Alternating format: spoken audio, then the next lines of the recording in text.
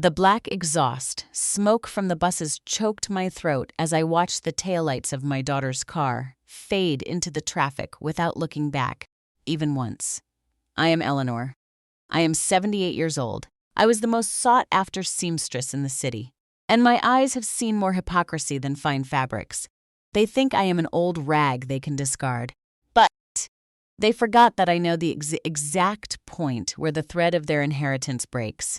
The 2 o'clock sun beat down like lead on the filthy asphalt of the North Side bus terminal. It was a sticky heat, the kind that crawls under your clothes and makes you feel heavier, older. Beside me, on a floor stained with grease and ancient chewing gum, rested a blue plastic suitcase. It wasn't mine. It was one that Monica, my eldest, had bought on sales at a big box store 2 days ago. For the trip, Mom, it's lighter. She told me that with that crooked smile she gets when she lies. Inside that ridiculous bag was, according to them, my entire life. 3 cotton dresses, blood pressure medication, a pair of orthopedic shoes, and a framed photo of my late husband, Albert. That was all that, in their judgment, I needed to go die far away. Stay right here, Mom. Don't move, Valerie, the middle one, had told me barely 10 minutes ago. She didn't even get out of the car to give me a hug. She just rolled down the window, the AC blasting her in the face, and handed me a crumpled ticket. The bus leaves at 5. Up in Oak Haven. There's a really good nursing home run by the sisters. You'll have a better place up there where you won't be in the way. We just don't have the room at the house anymore. You know how the kids are. You're in the way. Those words echoed in my head louder than the horns of the buses pulling in and out. I sat down on a metal bench that burned my skin. People rushed past, dragging bags, shouting names, eating junk food. No one noticed the white-haired old woman, perfectly styled in a chignon, wearing a pearl gray tailored suit I had made for myself 15 years ago. A suit that, unlike their consciences, remained spotless. I looked at the ticket in my hand. Oak Haven, a godforsaken town 6 hours away down dirt roads, a place where they dump the old folks, who are no longer useful for babysitting grandkids or lending out their pension. My 3 daughters, Monica, Valerie, and Susan. The 3 little girls I dressed in silk and lace when we didn't even have enough to eat meat every day. The 3 women whose college tuition I paid by sewing until my fingers were covered in calluses and my vision blurred. They thought old age had made me stupid. They thought my silence over the last few months, while they divvied up my furniture and argued over what to do with my house, was a sign of dementia. Poor fools. The silence of a seamstress is not emptiness. It is concentration. When you sew, you stay quiet so the stitch comes out straight. And I had been basting a plan for months, though I never expected the final blow to be as brutal as leaving me dumped in a 4th-rate terminal. Susan, the youngest, the one who was always my favorite, was in the back seat of the car. I saw her in the rearview mirror before they made me get out. Her eyes were glued to her phone. She didn't even look up to see her mother standing alone on the curb with a plastic suitcase. That was what hurt the most. Indifference hurts more than hate, at least, implies passion. Indifference is like you're already dead. An hour passed. The heat tightened its grip and my mouth felt as dry as a desert. A vendor walked by shouting, "Water, soda, ice, cold water." I dug into my purse. Monica had left me a crumpled $20 bill and some loose change. "So you can buy something on the road," she had said, as if bestowing a grand charity.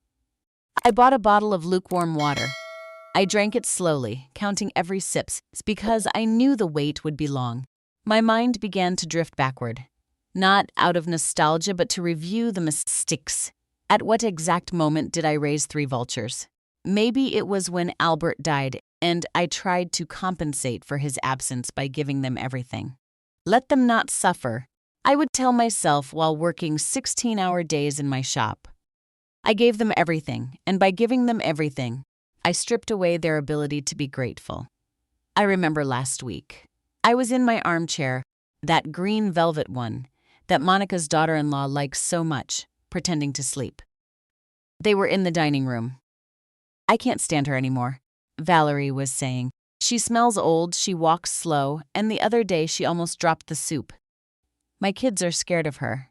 The house is big, but she takes up the best room, the one downstairs," Monica replied. "If we kick her out, we can knock down the wall and expand the living room. It would be gorgeous for hosting. And where do we send her?"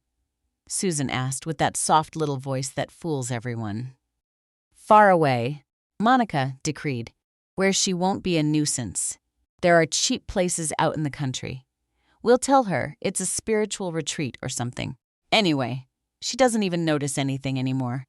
Oh, I noticed everything. I noticed that they had forged my signature to try and sell the plot of land down south. I noticed that they were stealing my jewelry, piece by piece. Grandma probably lost it, they'd say, and I kept quiet. I kept quiet and watched, the way you look for the flaw in a fabric before making the cut. 3 hours passed. The sun began to dip, but the heat wouldn't let up. My legs, swollen from poor circulation, started to throb. A stray dog, skinny and mangy, wandered over to sniff my shoes. I petted his head. He had more humanity in his sad eyes than my 3 daughters combined. "Poor mothers," said a heavy-set woman who sat down next to me, loaded with bags. "Did they stand you up?" "No, ma'am," I answered, using my firm voice, the one I used to negotiate with fabric suppliers. "I'm just waiting for my ride." "Oh, well, there's a lot of evil in this place. People come and leave folks dumped like trash. God will punish them," I smiled faintly. "God takes his time," I thought. Sometimes you have to give divine justice a little push. I looked at the terminal clock.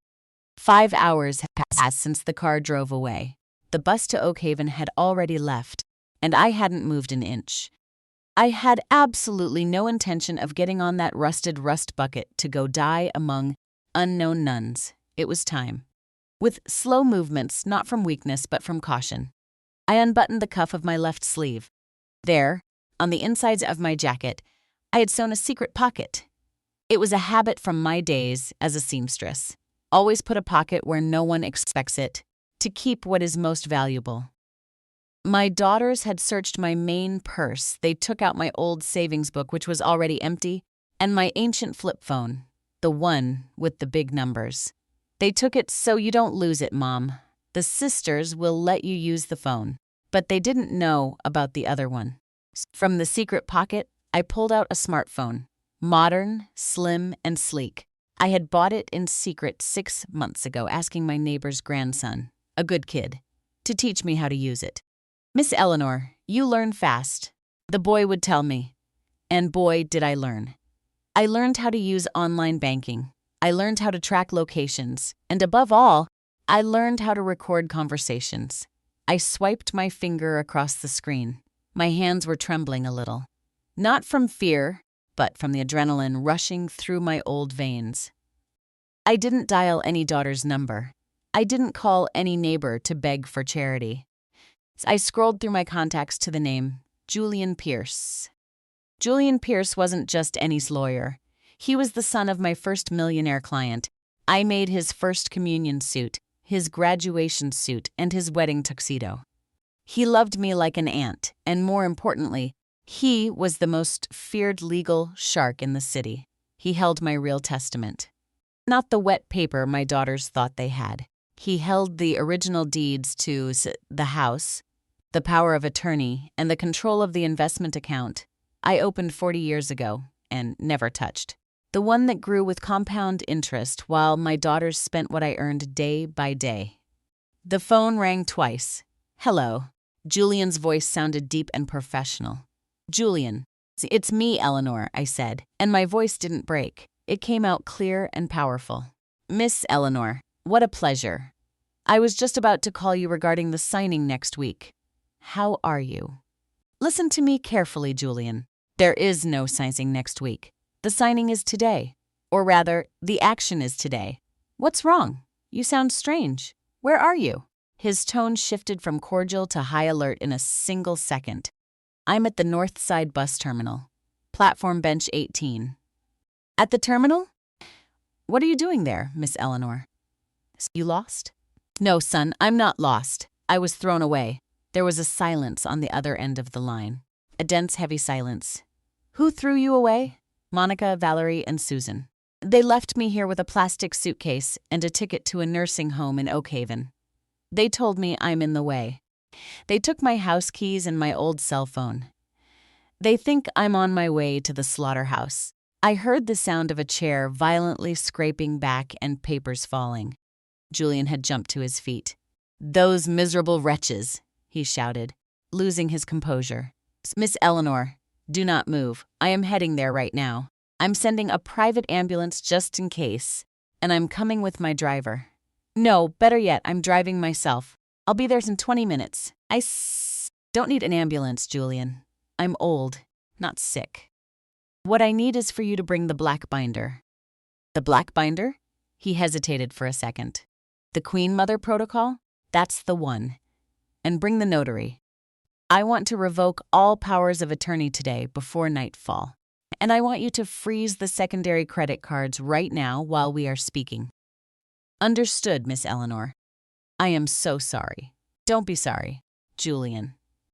They just made the mistake of their lives. They thought they were abandoning a helpless old woman. They didn't know they were unleashing the beast. I slipped the phone back into the secret pocket and calmly buttoned my sleeve again. The woman next to me was staring with her mouth hanging open, but I didn't say a word. I smoothed the skirt of my tailored suit. I brushed an imaginary piece of lint off my shoulder and straightened my spine. The sun was beginning to dye the sky orange. It was a dirty sunset, thick with smog. But to me, it looked like the dawn of a new era. Monica must be arriving at my house right about now. She would surely be opening a bottle of wine, thus celebrating with her sisters that the problem was gone. They would probably be measuring the living room to see how to knock down the wall, laughing at how easy it was to fool the old lady. I imagined their faces. I imagined the moment they tried to pay for dinner with the card tied to my account, and the machine flashing declined. I imagined the moment the locksmiths arrived to change the locks on my house. That house I built stitch by stitch, brick by brick, while they slept warm and safe. I looked at my hands. They were wrinkled, spotted with age, the knuckles a little deformed by arthritis. But they were strong hands. Hands that had wielded heavy scissors, that had cut through thick fabrics, that had held up an entire family. I stood up from the bench. I left the blue plastic suitcase on the ground. I didn't want it. I didn't want anything that came from them. In the distance, I saw a large, elegant black car approaching, contrasting brutally with the dilapidated buses and dirty taxis of the terminal. It was Julian's Mercedes. He was coming in fast, swerving around potholes with sheer urgency. People stepped aside when they saw the vehicle. The car stopped right in front of me, ignoring the whistles of the transit guards. The driver jumped out to open my door. But Julian was faster. He stepped out of the back seat, immaculate in his navy suit, and ran toward me with his arms wide open. Miss Eleanor. He hugged me tight, as if trying to shield me from the entire world. I'm fine, my boy, I'm fine. I patted him gently on the back. Did you bring what I asked for? Everything. The notary is waiting for us at my office. And I have the security team ready to head to your house the moment you give the word. I nodded. Let's go then. I have a lot of stitching to undo tonight. I got into the car. The air conditioning smelled of clean leather and lavender, erasing the stench of diesel and sweat from the terminal. I leaned back against the soft seat. As the car pulled away, I looked out the window and saw the blue suitcase, alone and abandoned on the curb, surrounded by trash. That was where the self-sacrificing mother stayed. That was where the little old lady who was in the way remained. The woman riding the black car was no longer her. Now, she was the owner of everything, returning to collect on every tear with interest. My daughters wanted me to go far away. Well, I had gone. I had gone to a place where they could never reach me, the summit of the power I had built myself, and which they, in their greed, had forgotten existed. The car accelerated, leaving the terminal. I took out my phone again and looked at a photo of the three of them when they were little, dressed as angels for a Christmas pageant. I felt a pang in my heart, a sharp and brief pain. But then I remembered Susan's empty stare and Monica's cruelty. I turned off the screen.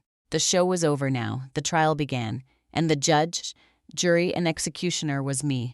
The soft purr of Julian's Mercedes engine was the only sound in the world, a brutal contrast to the vulgar shouting and stale air of the terminal I had just left behind. I sank into the cream-colored leather seat, closing my eyes for a moment. The air conditioning dried the cold sweat on the back of my neck, but it couldn't dry the rage boiling in my blood. My hands, the ones that had sewn wedding dresses for the daughters of presidents and trousseaux for high society, rested on my knees. They weren't trembling anymore.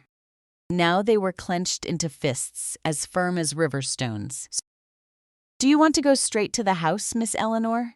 Julian asked, looking at me through the rearview mirror with that mix of respect and concern he always had for me. "No, son," I replied without opening my eyes. "You don't walk into the house without weapons. Let's go to your office. I need to see my papers. I need to see my numbers. I need to remember exactly how much I am worth, because my daughters have made me feel like I'm worth less than a mismatched button." The drive to the city's financial district was fast. I watched the tall buildings roll by, the glass reflecting the sunset, and I thought about how funny time is. 50 years ago, I walked these exact same streets carrying heavy rolls of fabric, with worn-out shoes and a half-empty stomach, dreaming of giving my little girls a decent life. Now I was crossing the city in a luxury car, the owner of buildings my daughters didn't even know existed, preparing to take away that decent life they didn't know how to honor. We arrived at Julian's firm. Everything there smelled of antique wood, wax, and power. I sat in the main chair, at the head of the boardroom table. Julian didn't argue. He knew who was in charge. In silence, he placed a thick, heavy black leather binder in front of me. On the cover, embossed in gold, were just 2 letters. M. Eleanor Mendez, my name. Not anyone's widow, not anyone's mother. My name. "Everything is here, Miss Eleanor," Julian said, pouring me a cup of chamomile tea in an incredibly fine porcelain cup. "The inventory, updated as of this morning. The investment accounts, the title deeds for the downtown commercial properties, the shares in the textile mill, and, of course, the trust." I opened the binder. The smell of legal paper filled my lungs. I ran my fingers over the pages. There laid the truth that Monica, Valerie, and Susan were completely ignorant of. They thought we lived off Albert's pension and the little savings I kept stuffed under the mattress. They never understood that a seamstress listens a lot and speaks very little. When the bankers' wives came in to fit their dresses, they talked about investments. When the lawyers brought their suits to be tailored, they talked about the law, and I, while adjusting hems and taking in waists, learned. I learned to buy land when nobody wanted it. I learned to invest in dollars when the local currency was crashing. My daughters saw a needle in my hand. I saw a magic wand that turned fabric into gold. The primary operating account, I pointed with my index finger, the pad hardened by years of pushing a needle. "How much is available for immediate withdrawal?" "Enough to buy the entire bus terminal if you wanted to," Julian replied with a half smile. "But I assume you don't want to buy buses." "No," I said dryly. "I want to buy my freedom and finance my justice. Julian, bring me the safe, the small one." Julian nodded and walked over to a painting on the wall that concealed the wall safe. He returned with a gray metal lockbox. I entered the combination. The date I opened my first shop. The lid popped open with a satisfying click. There was no jewelry inside. My official jewelry, those cheap gold trinkets and cultured pearls, had already been stolen by my daughters, bit by bit. What was inside was my true war chest. My Mont Blanc fountain pen, the one I used to sign my very first deed, and a set of brass master keys that opened every single door in my house, even the ones they had rekeyed. There was also a red leather notebook. I picked up the notebook. Inside, written in my meticulous cursive, was every single loan I had ever given them, and that they had conveniently forgotten to pay back. Monica's wedding, Valerie's car, Susan's master's degree that she never finished, sums upon sums.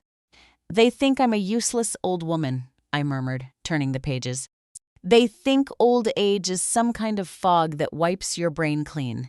I stood up and walked over to the floor-to-ceiling window overlooking the illuminated city.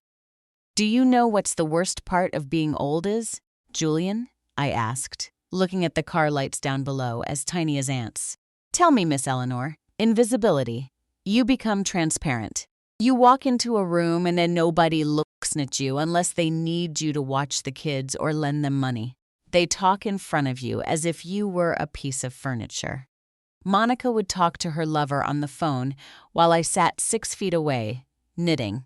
Valerie would discuss her tax fraud at the dining table while I ate my soup. They think because my ears are old, they're shut. They think because my eyes water, they don't see. I turned sharply toward him. That invisibility was my greatest weapon. It allowed me to see who they really were. And today, Julian, the spell is broken. Today, the invisible grandmother is making her presence known. I walked back to the table and picked up the fountain pen. The weight of the instrument in my hand gave me absolute certainty. Let's begin. I ordered. Step 1. Cutting the supply line. I want you to freeze all secondary credit cards linked to my accounts. All of them. Monica's, which she uses for her beauty salons. Valerie's for her businesses. And Susan's for her trips. Done, Julian said, typing furiously on his laptop. As of this moment, they are being declined. If they try to buy a pack of gum, the machine will tell them insufficient funds. I felt a dark, cold satisfaction. I pictured Monica at that very moment.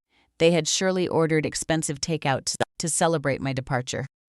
Sushi, maybe, or Italian food from that pretentious place they love so much.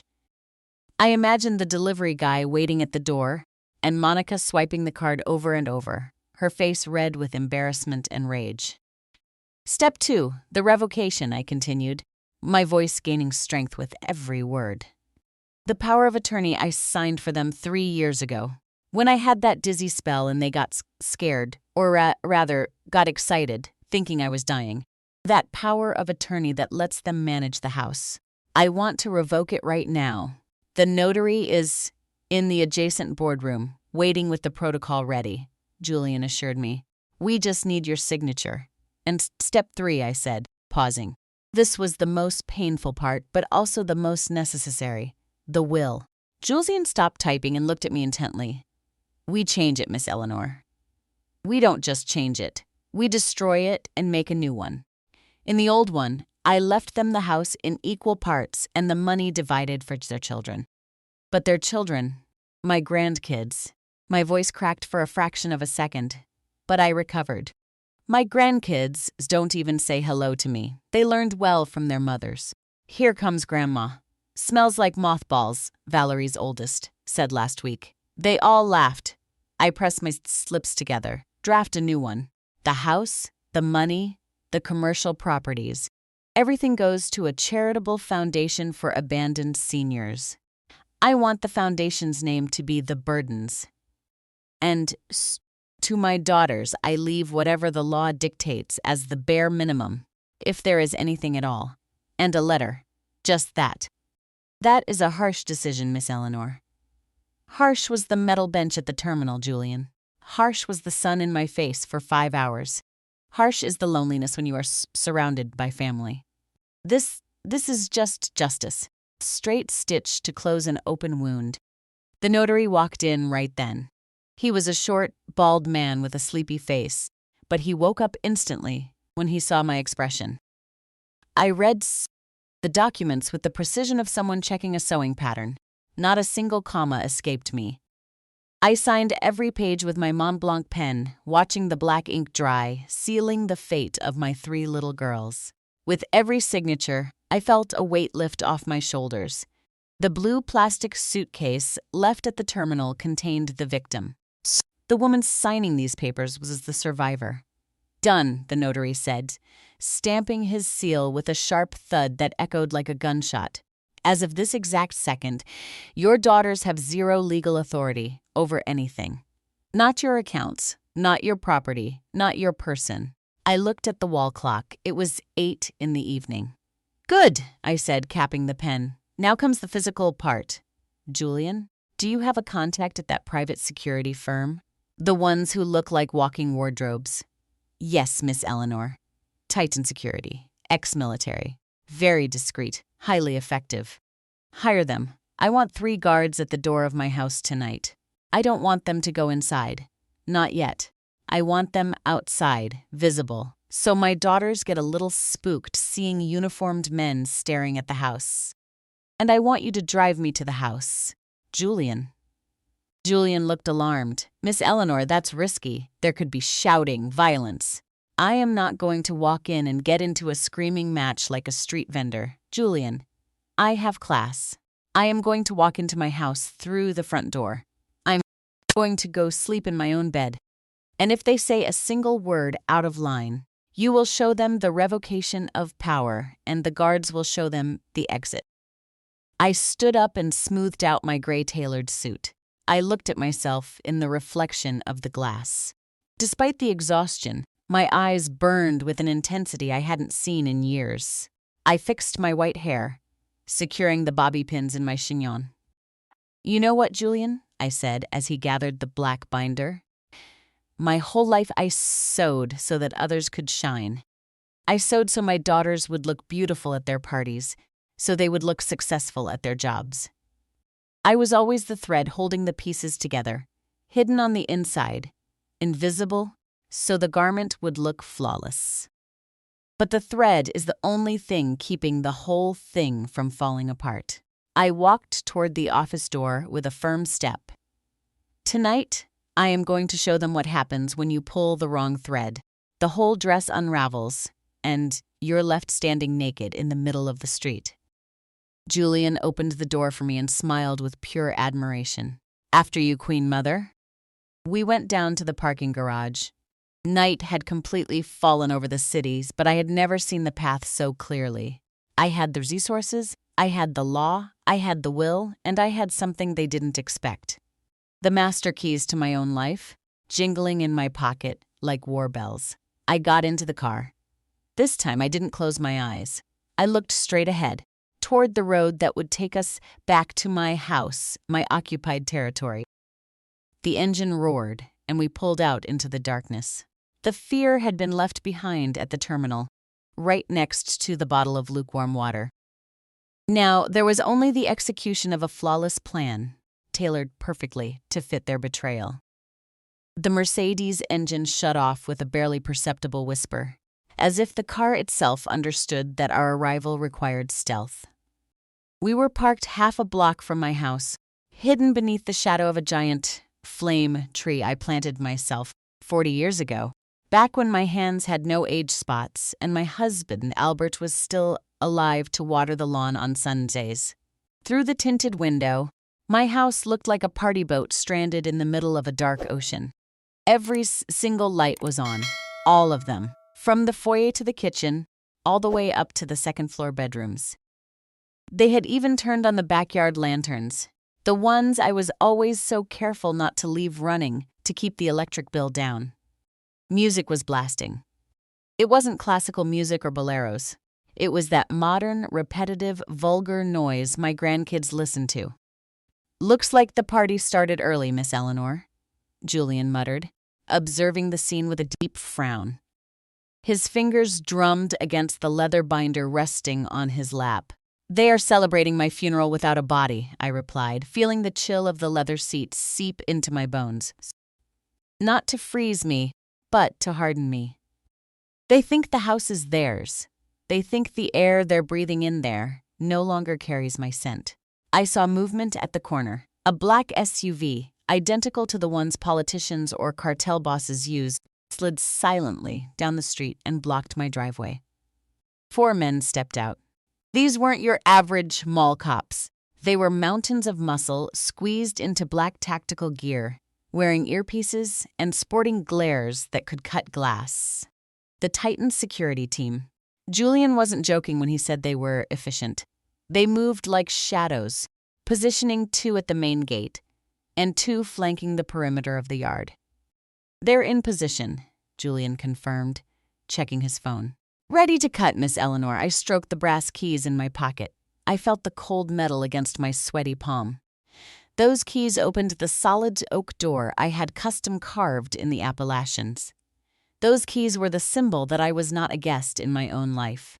"Let's go," I said. "I want to see their faces before they even know I'm there. I want to be the needle that sticks in their shoe when they least expect it." We stepped out of the car. The night air was crisp, but it smelled of jasmine and treason. We walked slowly. Julian offered me his arm, but I gently waved it away. I needed to walk on my own. My orthopedic shoes struck the pavement with a steady rhythm.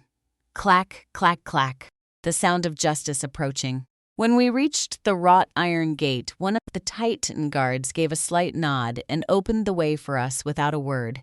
There was no need for doorbells or announcements. I glided up the flagstone path toward the front door. From inside, the voices rang out clear, amplified by the euphoria of alcohol and cheap victory. Finally, my God. It was Monica's voice, my firstborn. It sounded thick, slurred. I thought she'd never leave. "Did you see the look on her face when we handed her the blue suitcase?" She looked like a wet puppy. Laughter followed. Cruel laughter, the kind that scrapes the soul. "Oh, Monica, don't be like that," Susan chimed in. The good one, with her hypocritical tone. I felt a little bad for her, but hey, it was for her own good. She'll be peaceful, praying up in Oak Haven. Here, she was just in the way. Besides, I needed her room for the yoga studio. "And what are we going to do with all those old clothes?" Valerie asked, always practical, always calculating. "Those outdated tailored suits smell like mothballs." "Straight to the trash," Monica decreed. "Tomorrow we hire a truck and haul it all away. Furniture, clothes, paintings, anything that smells like Mom goes. I want the house spotless for the weekend." I invited the PTA.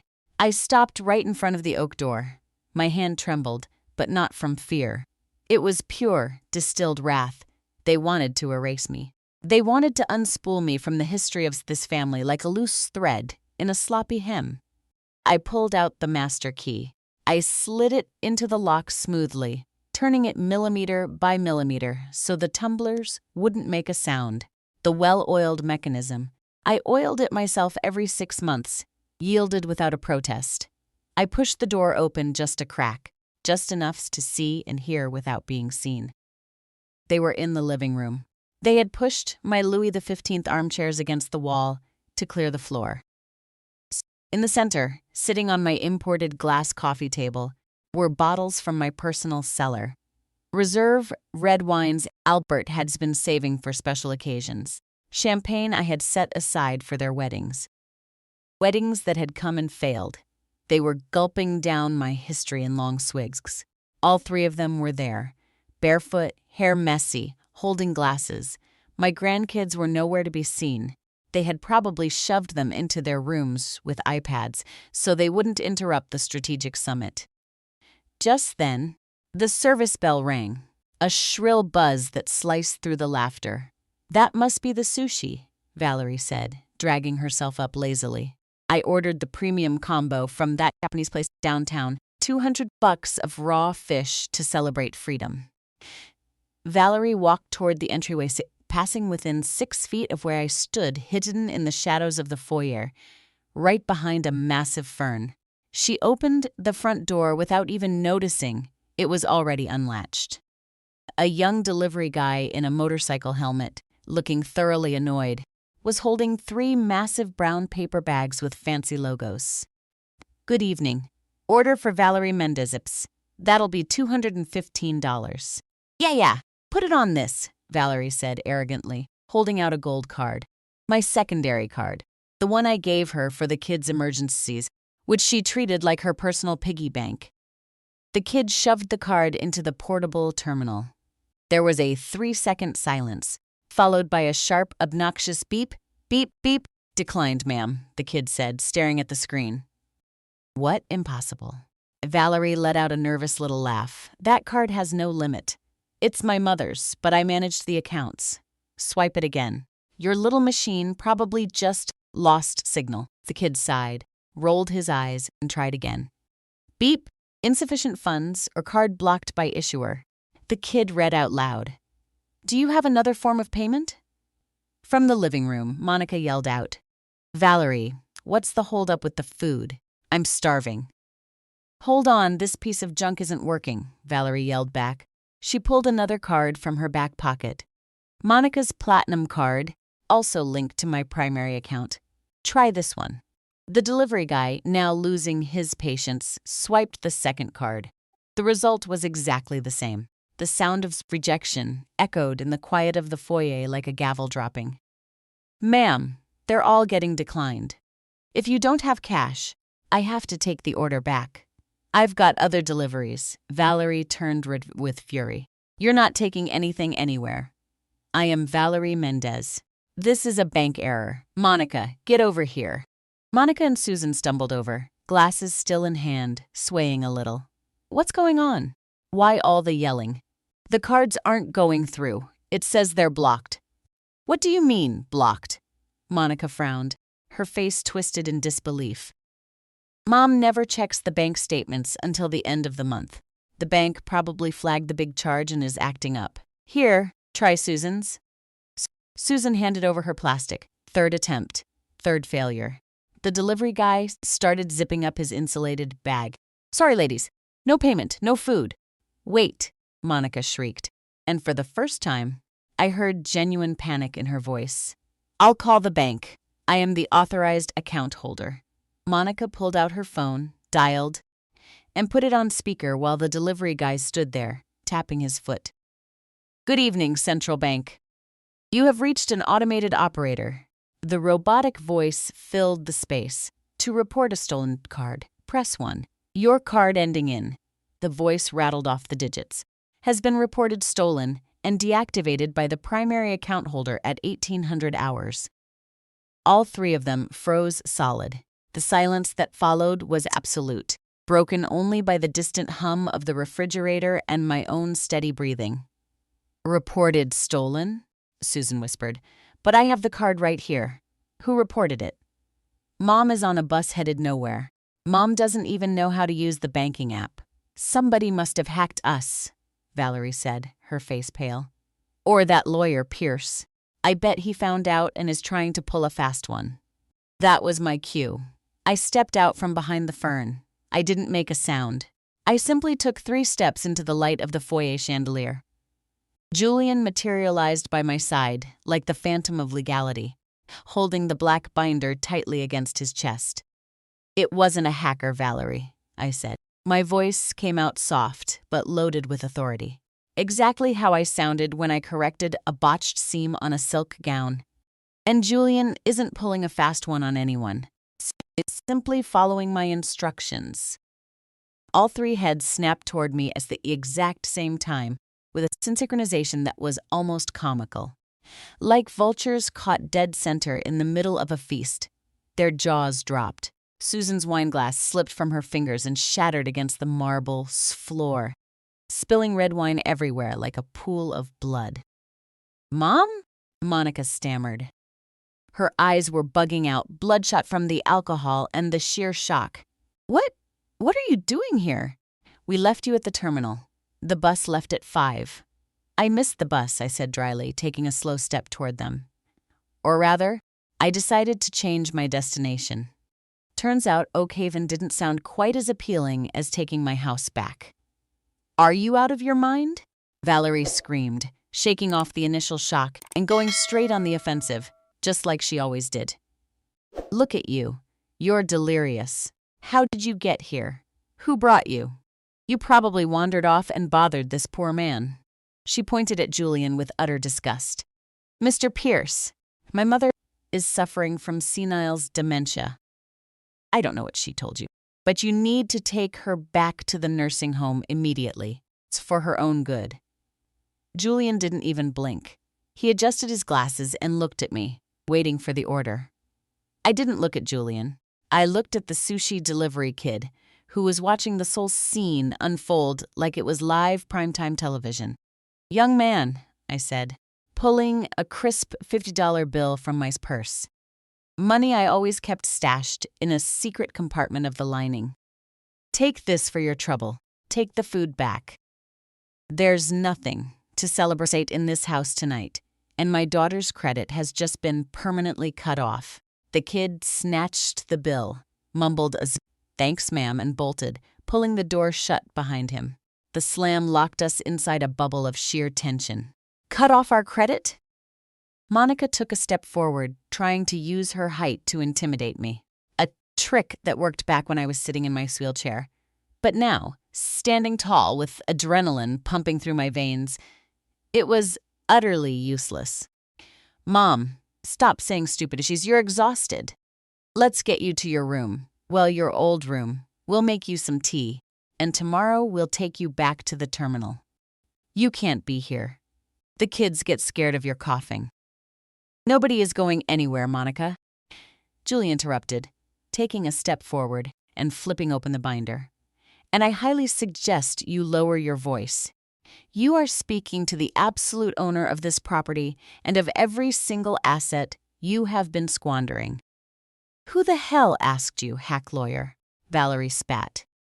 "We have power of attorney. Mom signed everything over to us 3 years ago. She doesn't decide anything. We manage the estate. She is mentally incapacitated." Julian pulled out a document bearing a fresh seal. The ink still smelled like an office and the law. "Notarized document number 8945. Signed and sealed 1 hour ago before public notary number 5. Julian read, his voice monotone but absolutely lethal. "Total and irrevocable revocation of all powers of attorney, mandates, and representations previously granted in favor of Monica, Valerie, and Susan Bendez." He looked up, staring them down over the rim of his glasses. "In simple terms, that piece of paper you have locked in the safe is now completely worthless. As of 7:30 tonight, not a single one of you has any legal authority over Eleanor Mendez or her assets. Any attempt to use her cards or accounts will be treated as fraud and grand larceny." Susan collapsed onto the sofa, white as a sheet. No, can't be. "Mom, you wouldn't do this to us. We're daughters." I walked into the living room. My footsteps echoed in the stunned silence of the 3 women. I walked right up to my favorite armchair, that green velvet one they wanted to throw away. I ran my hand along the backrest, reclaiming my territory. I sat down slowly, with the majesty of a queen returning to her throne after a long war. I folded my hands in my lap and looked at them.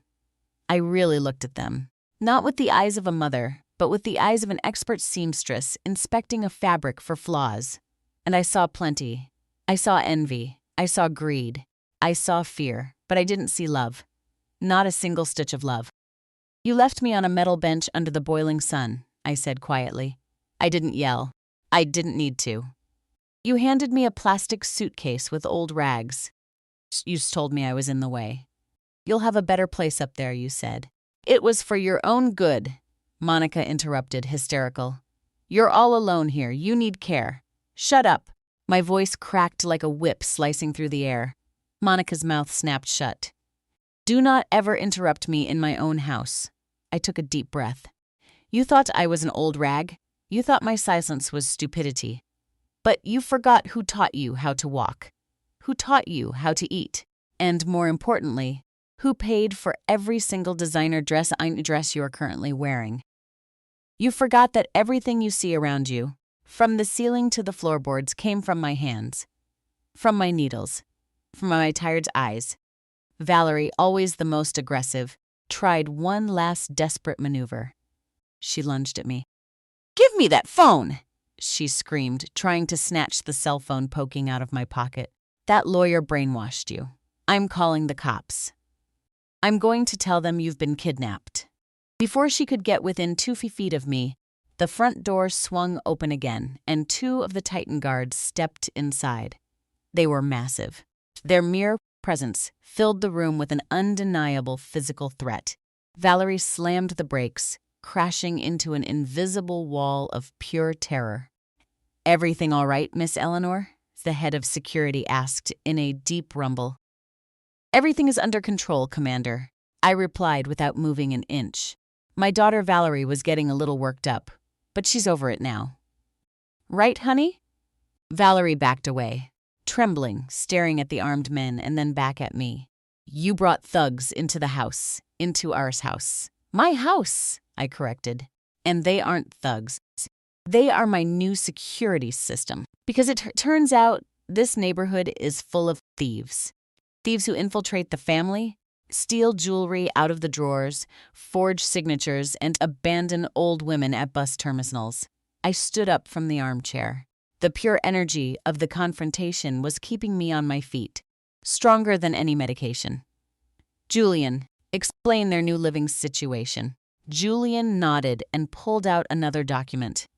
"Ladies, this property belongs exclusively to Miss Eleanor. Given that you are all legal adults and hold no lease agreement, your presence here legally constitutes trespassing, should the owner decide to press charges. However, Miss Eleanor is generous." All three held their breath, waiting for a pardon. "She is allowing you to stay tonight," Julian continued, "because it is late, and she doesn't want to throw you out on the street at this hour. Something you didn't hesitate to do to her. But there are conditions." "What conditions?" Susan asked, whimpering. "First, you will hand over every single key to this house right now, all of them, including the copies you gave to the housekeeping staff and your boyfriends. Second, tomorrow at 8 a.m. sharp, an auditing team will arrive to inventory every single valuable item in this house. If so much as one silver spoon is missing, criminal charges will be filed immediately. Third, you will sleep in the downstairs guest bedrooms. The upstairs bedrooms, your old bedrooms, have been locked down for security reasons." Monica let out a nervous, unhinged laugh. Are you joking? You want us to sleep in the maids' quarters?" "There's no AC down there. My kids can't sleep in there." "Your kids can sleep with you, Monica. Or you can go to a hotel." "Oh, wait, your cards don't work."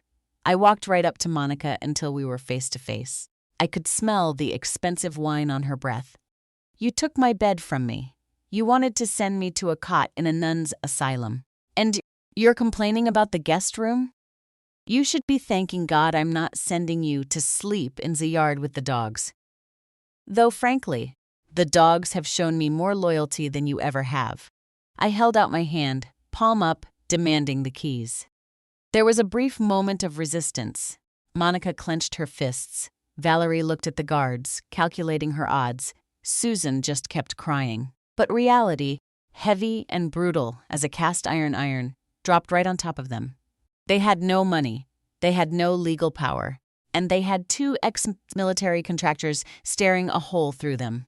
Slowly, painfully, Monica pulled out her designer keychain. She dropped it into my hand. Then Valerie, then Susan.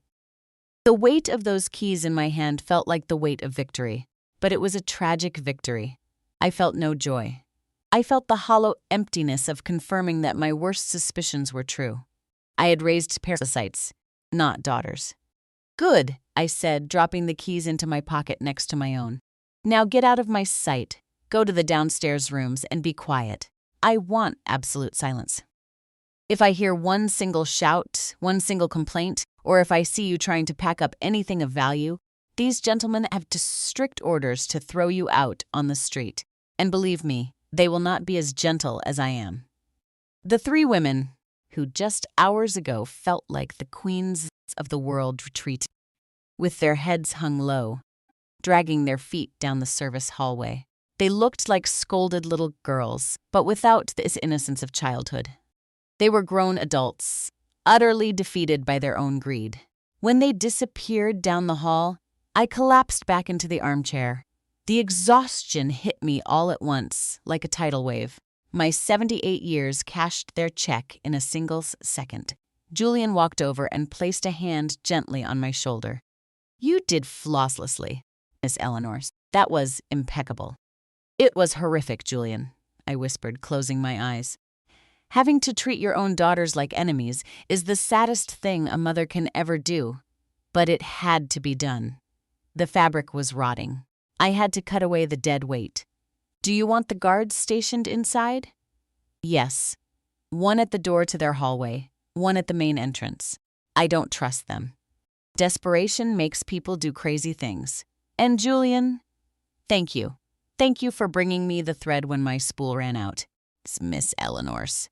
I was left alone in the living room. The lights were still busy, illuminating the disaster of shattered glass and open bottles. I looked at my hands. They were old, wrinkled, but they still had strength. I had won tonight's battle. I had taken back my castle, but I knew the war was far from over. Tomorrow, when the sun came up and their hangovers faded, they would try to counterattack. They would try to manipulate the grandkids. They would call other lawyers. They would look for cracks in my armor. It didn't matter. I had my thimble on, and my needle was threaded. I stood up and walked over to the floor-to-ceiling window overlooking the garden. My reflection stared back at me, a tiny, white-haired old woman. But behind that fragile image, I saw the shadow of who I really was. I wasn't just a little old lady in the way. I was the master tailor of my own destiny. And I had just begun stitching the most complicated garment of my entire life, my own dignity.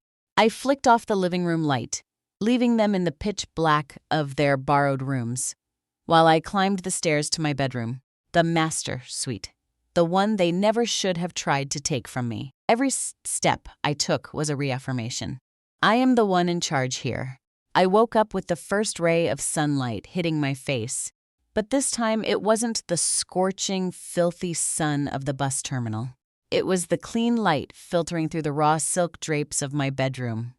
I stretched slowly, feeling my old bones pop, not with pain, but with settlings.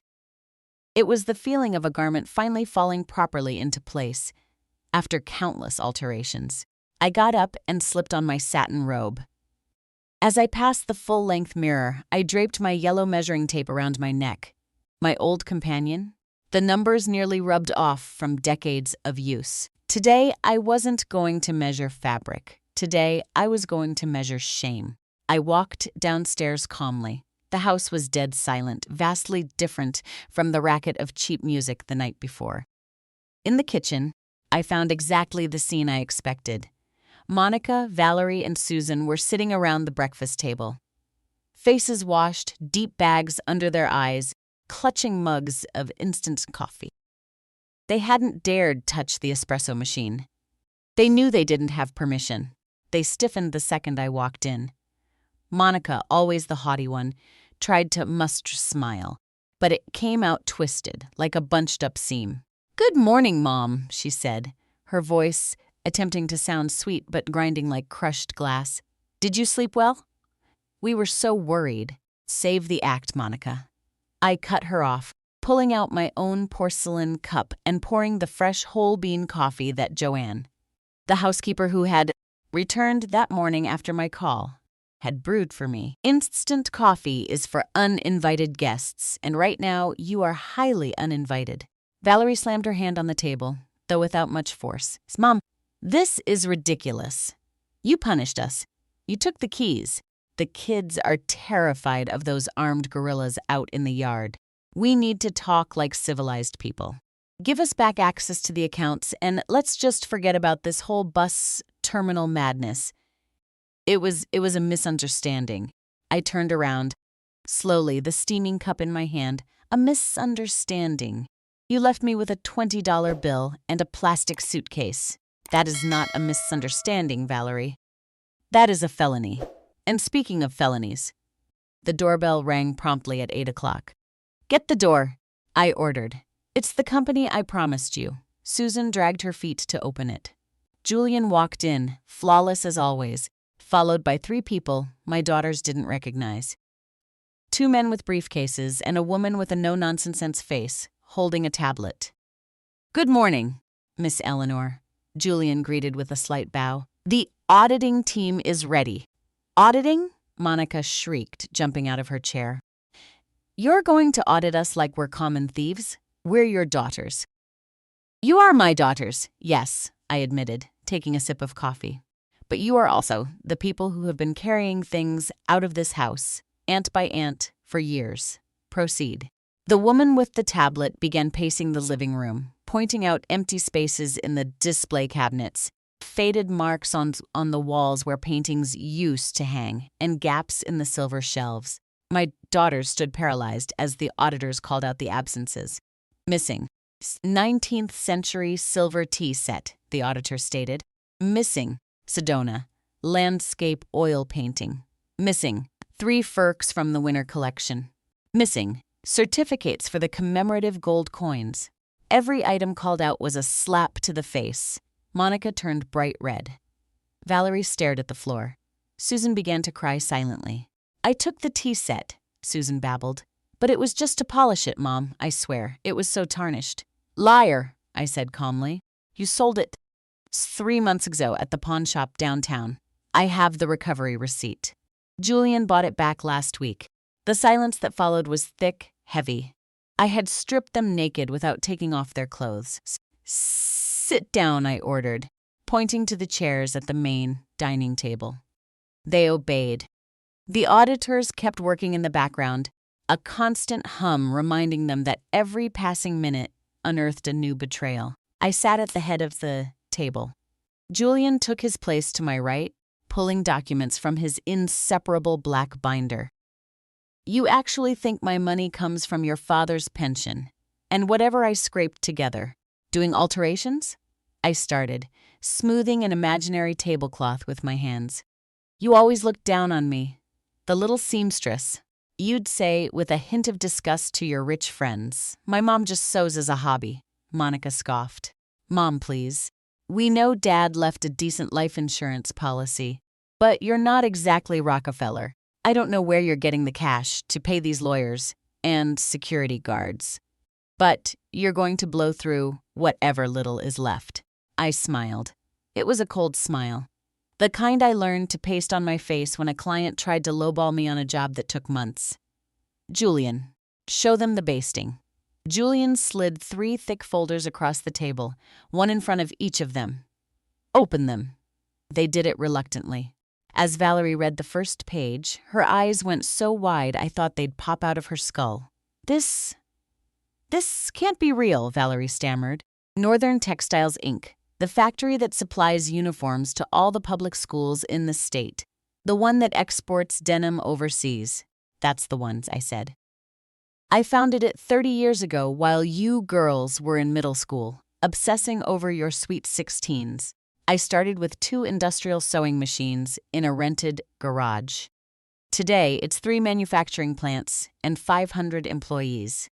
But Monica was frantically flipping through the pages. It says, right here, the majority shareholder is some company called EM Investments. Eleanor Mendez, Julian clarified. Your mother isn't just the owner of the house you're sleeping in.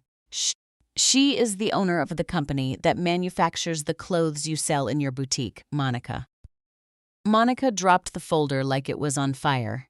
What? No, I buy from exclusive suppliers in the city. Suppliers that are my subsidiaries, I explained, savoring every single syllable. I have been subsidizing your business from day one, honey. Those Italian fabrics you sell at a premium, they roll right off my looms in the industrial park. And the retail space for your boutique? Who do you think owns that building? Monica went ghost white. I pay rent to Horizon Real Estate, which is 100% owned by Miss Eleanor, Julian finished. I looked at Valerie. And you, the financial genius. That loan that saved you from bankruptcy 2 years ago when you got sucked into that idiotic pyramid scheme. Who do you think bought up your bad debt so you wouldn't go to federal prison for fraud? Valerie started shaking. It was an anonymous investment group.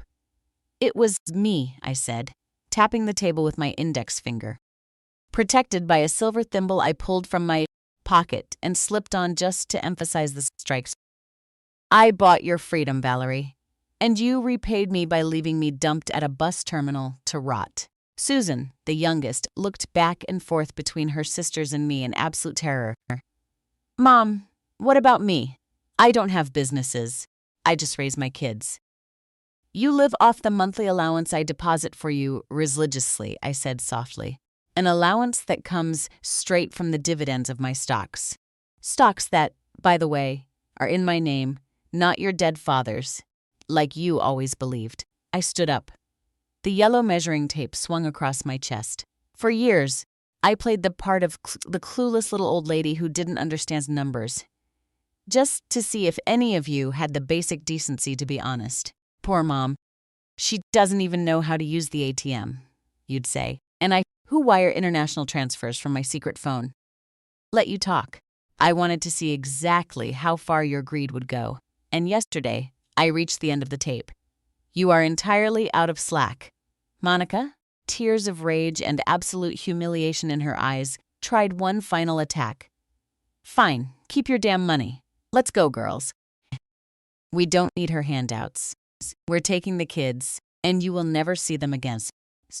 Let's see who takes care of you when you're actually sick. I was waiting for that threat. It was her dirtiest card. Using my grandkids. Sit down, Monica, I thundered. I am not finished. Julian pulled out 3 more envelopes. As Miss Eleanor's legal representative, I am informing you that the education of all your children, her grandchildren, is fully paid for, in advance, directly through the institutions. The trusts are ironclad. You cannot touch a single cent. But if you attempt to keep the children away from their grandmother, there is an emotional welfare clause that allows me to instantly cut off the funding for their elite private schools. Do you want to pay the tuition yourselves with frozen accounts and bankrupt businesses? Go right ahead. Take them. All 3 of them fell completely silent. They had lost the queen, the bishops, and the pawns. They were in checkmate. What do you want us to do? Valerie asked. Her voice was broken, utterly defeated. The arrogance was gone. All that remained was the sheer terror of the financial abyss yawning beneath her feet. I walked slowly around the table, placing a hand on each of their shoulders, not with affection, but with weight. I want you to work, I said. The life of the idle socialite is over. Work? Monica looked at me in horror. Yes, you, Monica, you are going to manage your boutique, but for real this time. The subsidized rent is gone. You are going to pay me market rate. And if the math doesn't work out, you close up shop and start selling hot dogs on the corner. I don't care. But Horizon Real Estate does not forgive late rent. I stopped behind Valerie. You, Valerie, are going to pay me back every single dime of the debt I absorbed. Julian has drawn up a payment plan. It is brutal. You are going to have to sell your brand new SUV and probably downsize to a much more modest apartment. You are going to learn exactly what it costs to earn your bread. And finally, I reached Susan. And you, my sweet girl. You are going to learn how to take care of people. Not your kids. The nannies do that anyway. You are going to take care of the people who are in the way. You are going to volunteer at the Oakhaven nursing home. Yes, the exact same one you tried to banish me to. You are going to go 3 times a week to wash bed sheets and feed the elderly folks who have absolutely no one to defend them. I want a signed report from the Mother Superior every single Friday. If there is no signature, there is no grocery check. I sat back down at the head of the table, folding my hands in my lap. Those are my conditions. If you don't like them, the door is wide open. You can leave right now. But you leave with exactly what you are wearing. Nothing else. No cars, no credit cards, no jewelry. I stared them down. I could practically see the gears in brains grinding, searching for a loophole, a trapdoor, anything. But there was nothing. Julian had woven an impenetrable legal net, and I, their mother, had double-knotted my heart shut. And if we accept? Susan asked in a whisper. To house? You can stay in the guest rooms, I corrected, until you prove you can pay for your own roof, or until I decide I no longer want you here, and you will pay rent. Symbolic rent, but rent nonetheless. So you finally understand that in this life, a roof is earned. Monica lowered her head. Tears splashed onto the folder of the textile company she never knew was mine. Mom, why didn't you just tell us before? Why did you let it come to this? I didn't let you come to anything, I replied firmly. You walked right off the cliff all by yourselves. All I did was pull away the safety net when you tried to push me over the edge. I stood up, officially adjourning the meeting. Julian, have them sign the non-disclosure agreements and the promissory notes. If any of them speaks a bad word about me in their social circles, the immediate penalty clause triggers. I want them to remain my loving daughters in the eyes of society.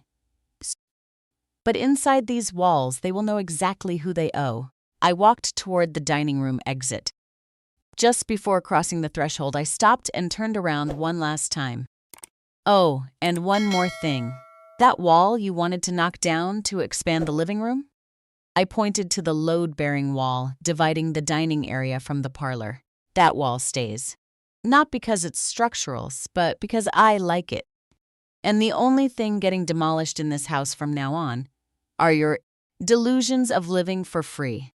I stepped out into the backyard. The sun was already high, beating down brightly on the roses I had grafted myself. I took a deep breath of the morning air. It smelled like wet earth and victory. But it wasn't a victory as sweet as sugar. It was a victory that tasted like iron, necessary and hard. In the distance, I heard Monica sobbing, a loud, desperate wail. I didn't feel pity. For the first time in years, I felt like I was actually raising them. Late. Far too late. But I was finally doing my job as a mother, teaching them that actions have consequences and that the woman who gave them life and built their entire world demands respect. I pulled my secret phone out of my pocket. I had a text from the bank. Security transfers completed.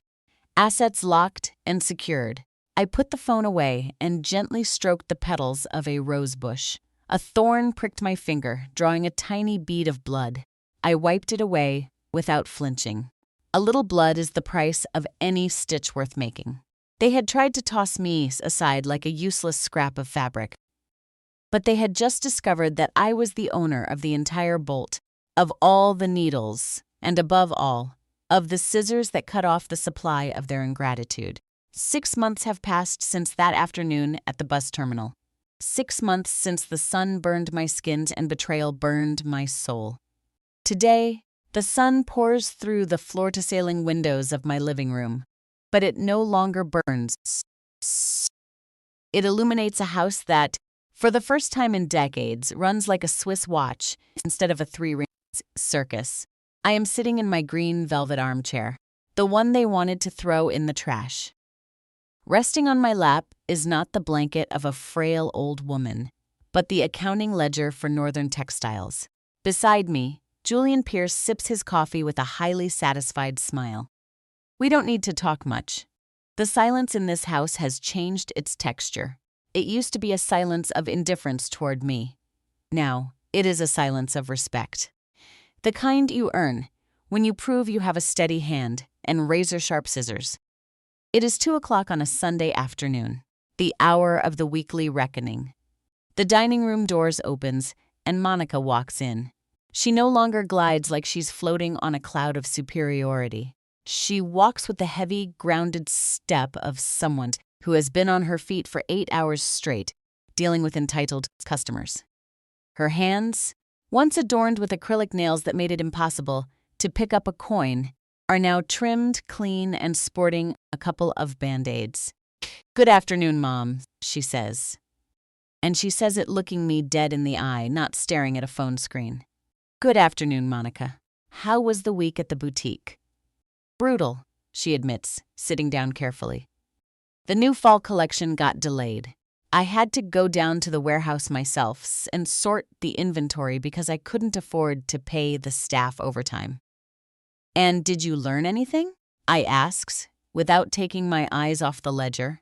"That those boxes are heavy," she sighs, "and that you can feel cheap fabric the second you touch it."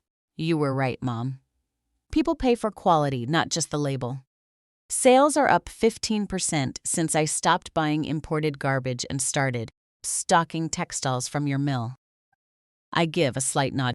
It's the first time in her entire life Monica has talked about actual work instead of public relations.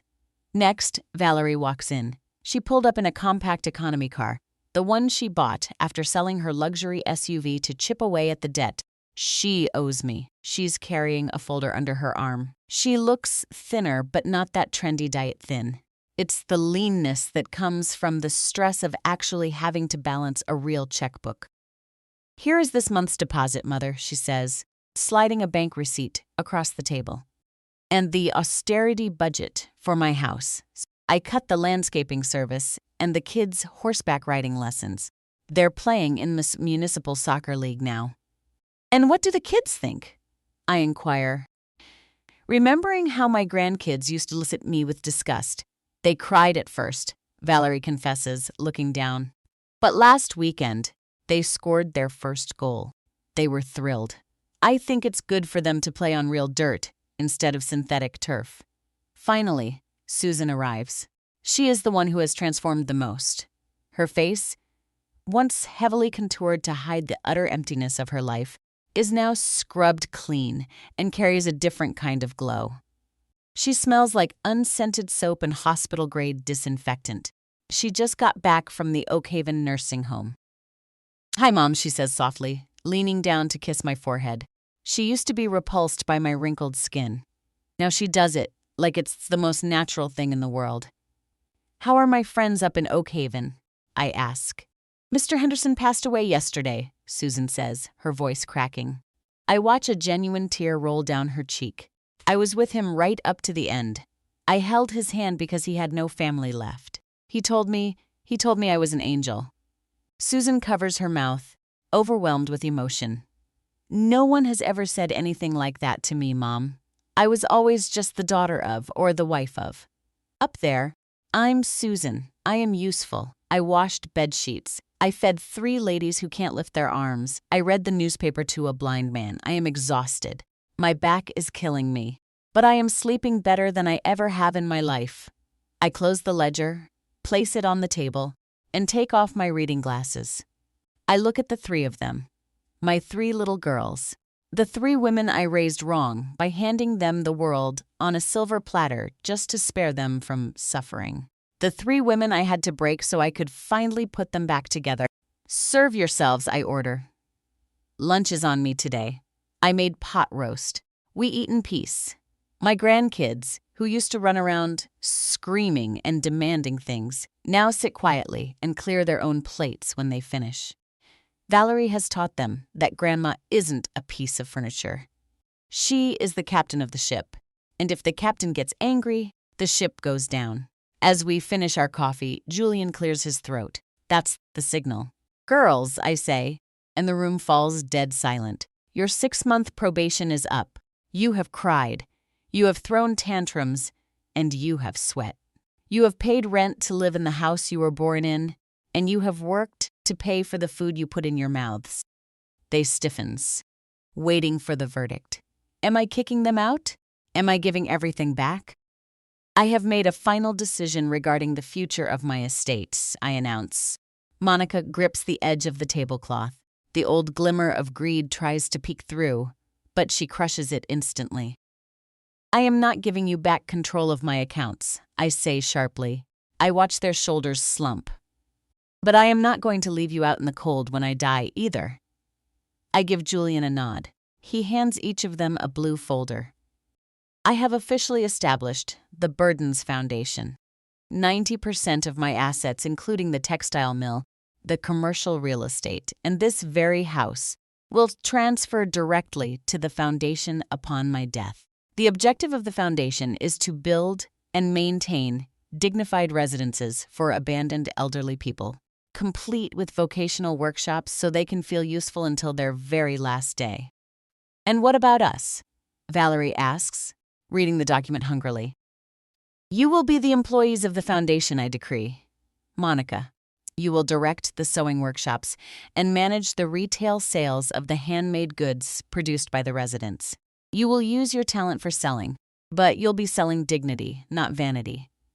Valerie, you will run the administration. I want every single penny audited. If you're off by a dime, you're fired. And you, Susan, you will be the director of operations for the facilities. You have the heart for it, now that you've finally found it. All three sit there, speechless. It isn't the multi-million-dollar inheritance they were banking on to blow on European vacations and diamonds. It is an inheritance of labor, an inheritance of responsibility. You will receive a fair salary, I continue. A very good salary, highly competitive for the market. You will be able to live comfortably, pay for good schools, and take modest vacations. But never, listen to me very carefully, you will never be wealthy again, simply because you carry my last name. You are going to have to earn your wealth by serving others. Susan is the first to look up. She smiles through her tears. I like it, Mom. I really like it. Valerie nods, the gears in her head turning. Steady income. And it's a purpose. I accept. Monica's the toughest holdout. She stares at the paper for a long time. Then she looks down at her hands, toughened by the labor of the past 6 months. I just wanted to be important, Mom. I wanted people to admire me. People admire those who build, honey. Not those who spend, I reply. With this foundation, you will build something actually worth remembering. Monica takes a deep breath and nods. All right, we have a deal. I stand up from the table. My knees ache. Age shows no mercy. But I feel lighter than I have in decades. I have unstitched the moth-eaten, decaying fabric of my family, and I have tailored a brand new suit. It is a work uniform, made of heavy-duty fabric, double-stitched at the seams, so it will never rip apart again. I step out into the garden, leaving them to hash out the legal specifics with Julian. The afternoon sun bathes my rose bushes. I walk over to the brick wall that separates my property from the street, the wall that protects my world. I remember the bus terminal. I remember the paralyzing fear, the bone-dry thirst, and the horrific sensation of feeling like a piece of garbage. And I thank God for that exact moment.